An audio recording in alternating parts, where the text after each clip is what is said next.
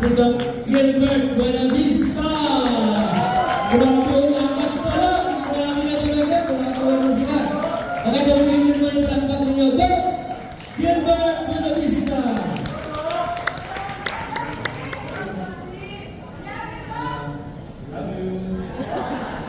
So, pagpalang hapon sa ating lahat.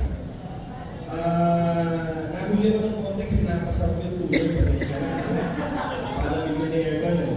Pero gusto ko lang ibahagi sa inyo yung buhay ko habang nasa classic.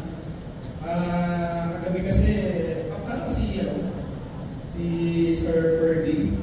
Nagulat din nilapitan lang din ako ni Mentor Leaks kagabi. Pwede daw mag-share. So, sino ba naman ako para tumanggi, di ba? Kasi, ang sasabihin ko naman yun sa akin yung buhay ko naman hindi naman buhay ng asawa ko, di ba? So, yun na. Kaya lang ako tinatawag na Doc sa mga bago dito. Veterinaryo kasi ang natapos ko sa Jubilos Manios way back. Hindi ko naalala eh. Pero mas pag sinabi ko ni year, makukumpin niyo na yung age ko, di ba? Pero to be transparent, graduate ako 1996. So siguro yung mga younger doing dito, baka hindi nyo pinapanganak by that time. Tama? Sino pinapanganak? More than 1996 pataas. Talaga? Kailan? 1998. Okay. So, pero mag-asawa na sila, kasi kumagin tayo. Wala ba? So first daughter ba? Dapat ba sa kanya eh? Hindi. So, yun lang. So by that time, employed ako for 16 years, corporate. So, mother company namin that time is yung Unidad, United Laboratories. And then dahil veterinaryo ko, napunta ako dun sa animal feed division nila, which is yung Pigrolac that time. Sister company yung Univet, Unabo, and Thunderbird.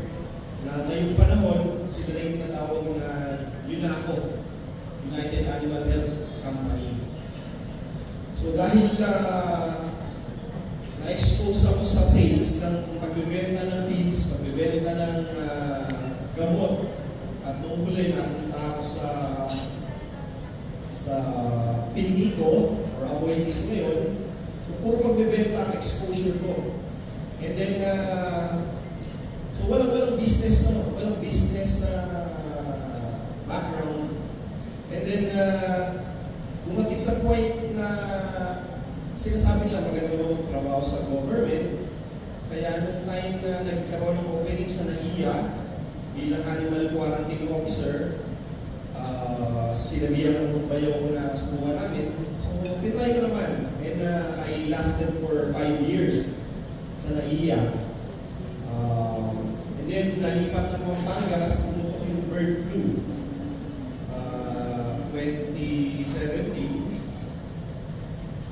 Napunta ako from NAIA, Pasay.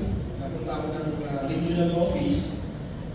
Kaya, nandito ako sa Central Luzon. So, blessing in disguise, gusto ko rin talaga mapalapit. I'm from Nueva Ecija.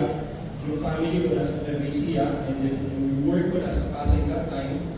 So, malaking bagay na napalapit ako sa Nueva Ecija. And then, isa sa mga kilala ko ang nag-introduce sa akin ng Classic. So, veterinarian din siya, nasa Bordina naman siya that time. And then, sinil niya ako ng appointment kay Mentor Archie. And natanda ko yung Mentor. Nasa Max tayo, diba? So, dahil may kaunti ang idea dun sa agritech product, sinisunod pala nun, Sir Jay, yung agritech natin, very welcome sa akin. Kaya, hindi naman ako nagdalawang isip nun, Mentor, di ba? So, dahil working pa rin ako, parang on the side lang yung agritech natin. Well, dumating sa point na nagbabago yung priority ko kasi medyo nagkakaedad na. Gusto ko mapalapit na sa family kasi naglalaki na yung mga anak eh. Unlike nung bata-bata pa sila or nung binata pa ako, kahit saan i-assign, Ilocos, assign sa Quezon Province, Batangas, Outer Luzon, okay lang sa akin. Pero habang nagkakaedad, nagbabago yung priority, nag-resign ako sa Bureau of Animal Industry. Pero ang good thing doon,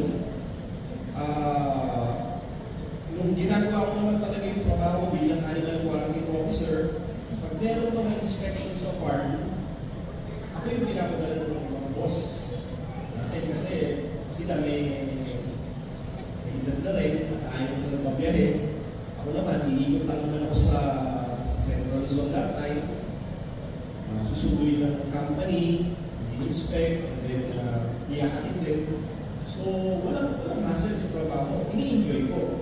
And ang good thing ang natutunan ko doon, kumbaga, maging mabuti lang tayo sa kausap eh.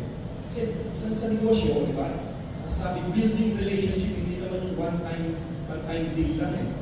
So, kailangan, kilala ko nung kausap ko, kilala mo rin siya.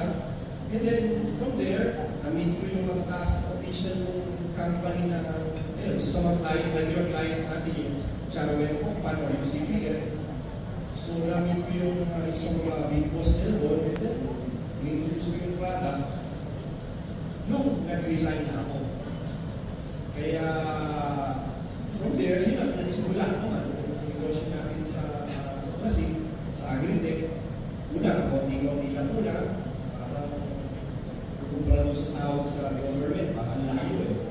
Pero hindi naman talaga biglaan. So as time goes, as years go by, tumataas naman yung orders, and merong ibang company rin na nabuksan. Nagulang nga ako, ang regular order lang na dati monthly, metro reason, mga 50 to 100 kilos per month eh. Pero during August, order ng 200 kilos. Tapos, siguro ito ba, expect ko walang order or minimal lang na 50 kilos o 100. Ang order September this year is 500 kilos. So, ganun-ganun lang. Meron tayong benta 1 million. So, in-line din sa mapalapit sa family, yung ganitong pagtitipon, yung yearly anniversary, sa awa ng Diyos ay wala akong na-miss. Salamat ako sa management ng Lasig, sa management ng All-Star, sa mga awards na binibigay. Diba, hindi ko alam eh, diba? Nagugulang nga ako, tinatawag tayo sa States eh. Basta lang, ginagawa ko lang ang trabaho ng pag-i-introduce yung product natin, may bumili o wala. Hindi ako sa networking side eh, more of direct selling ako eh. So, maraming salamat sa opportunity. Okay? Muli, isang mapagpalang araw, mapagpalang Pasko sa ating lahat, mapagpalang year-end celebration. Thank you very much.